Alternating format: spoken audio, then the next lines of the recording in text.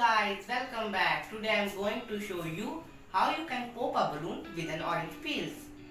Check it out.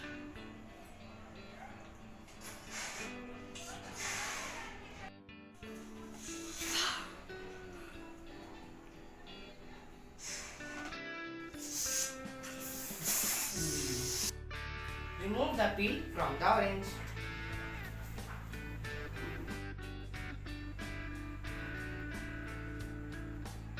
Spray the peel on top of the balloon.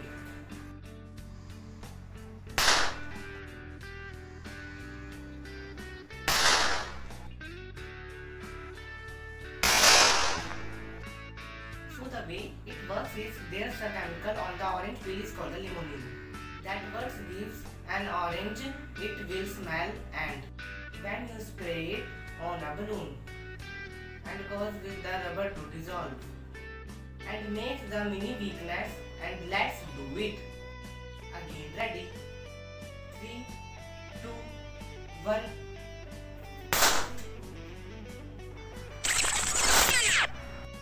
3, 2, 1.